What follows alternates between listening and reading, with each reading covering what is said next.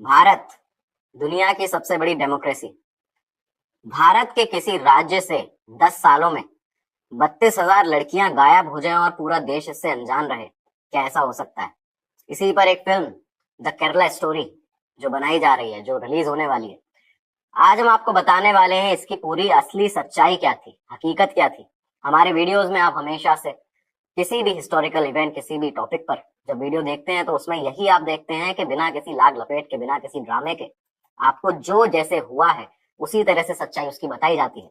आज भी हम वैसा ही करने वाले हैं।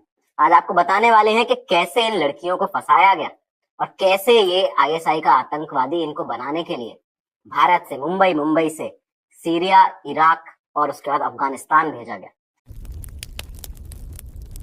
फिल्म जिस लव जिहाद और कन्वर्जन की बात करती है वो कोई हवाई मामला नहीं है। आपको बता दो, खुद केरल हाईकोर्ट ने 9 दिसंबर 2009 में शाहीन शाह वर्सेस केरला स्टेट के सामने ये कहा था कि अलग अलग जगहों से एक साथ इतने सारे केसेस देखकर लगता है कि गैर मुस्लिम लड़कियों को टारगेट किया जा रहा है। राज्य में लव जिहाद या रोमिया जिहाद जैसा कुछ चल रहा है। खुद केरल एसटीएफ ने 5000 ऐसे मामलों का जिक्र किया है जिसमें प्यार के नाम पर हिंदू या क्रिश्चियन लड़कियों को कन्वर्ट किया गया। खुद केरल के मुख्यमंत्री ओमन चांडी ने केरल विधानसभा में एक रिपोर्ट पेश करते हुए बताया था कि 2006 से 2012 तक केरल में 7,713 ऐसे मामले बताए गए जिसमें केरल के नागरिक इस्लाम में कन्वर्ट हुए। कन्वर्ट होने वालों में ज्यादातर लड़कियां और महिलाएं थी जिन्हें शादी की वजह से इस्लाम कबूल करना पड़ा। 2021 में केरल के प्रमुख कैथोलिक बिशप ने कहा कि अगर कोई इंसान कहता है कि केरल में लव जिहाद जैसी कोई चीज नहीं है तो वो सच्चाई से मुंह मोड़ रहा है। बिशप ने यह बताया था कि किस तरह केरल में लव जिहाद और नारकोटिक जिहाद के नाम पर गैर मुस्लिम युवाओं को टारगेट किया जा रहा है। इससे पहले 2015 में केरल की कैथोलिक बिशप काउंसिल के मुखपत्र में छपी एक रिपोर्ट में बताया गया कि किस तरह 2005 से 2012 के बीच 4000 क्रिश्चियन लड़कियों को कन्वर्ट किया गया। और तो और केरल में मौजूद दुनिया की दूसरी सबसे बड़ी सीरो मालाबार चर्च, जी हाँ, दुनिया की दूसरी सबसे बड़ी कैथोलिक चर्च ने क्रिश्चियन लड़कियों के कन्वर्जन पर अपनी चिंता भी जताई।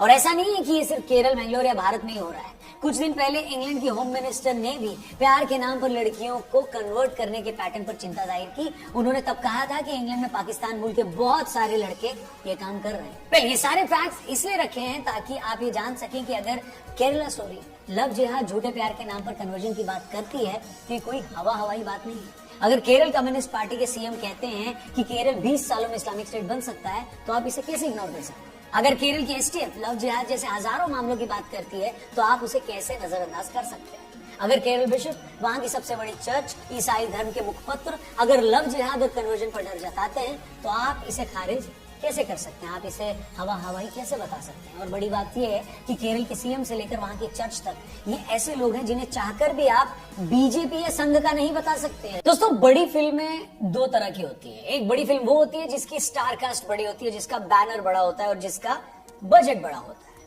और दूसरी बड़ी फिल्म वो होती है जिसका सब्जेक्ट बड़ा होता है और सिर्फ अपने सब्जेक्ट की वजह से वो फिल्में बड़े बजट की और बड़े स्टार्स की तमाम फिल्मों से भी बड़ी हो जाती है। और ये कहने में मुझे कोई हर्ज नहीं है कि द केरला स्टोरी एक ऐसी ही बड़ी फिल्म है। इस फिल्म को हमने देखा और पूरे भरोसे के साथ ये कह सकते हैं कि ये फिल्म पूरे देश में इमोशंस का सैलाब लाने वाली है। ये एक ऐसी चर्चा शुरू करने वाली है जिसकी हमने आज तक जरूरत ही नहीं समझी। एक ऐसी फिल्म जो हमारे दिल और दिमाग को झकझोर कर रखती है। तो क्या कहती है ये फिल्म और क्यों है ये इतनी खास? जब से केरला स्टोरी का ट्रेलर रिलीज हुआ है तब से इस फिल्म को लेकर लगातार हंगामा मचा हुआ है। कुछ लोगों का कहना था कि कश्मीर फाइल्स की तरह ये फिल्म भी एक ऐसा काला सच सामने लाएगी जिसके बारे में बहुत कम लोग जानते हैं। वहीं ऐसे लोग भी थे जिनका मानना था कि ये एक प्रोपेगेंडा फिल्म है। मगर 2 घंटे 18 मिनट की ये फिल्म को बड़े करीब से देखने के बाद मैं ये भरोसे के साथ कह सकता हूँ कि फिल्म में ऐसा कुछ भी नहीं दिखाया गया जो झूठ। फिल्म केरल की 3 ऐसी लड़कियों की कहानी है जो अलग अलग शहरों से नर्सिंग का कोर्स करने आती हैं। वहां उनके हॉस्टल में मुस्लिम लड़की उन्हें एक मिलती है। इसके बाद फिल्म में सिलसिलेवार तरीके से दिखाया गया है कि कैसे वो लड़की मजहब के नाम पर इनका ब्रेन वॉश करती है। इन्हें बताती है कि तुम्हारा भगवान कमजोर है और वो खुद अपनी रक्षा नहीं कर सकता, सिर्फ इन्हीं का भगवान हम सबको बचा सकता है।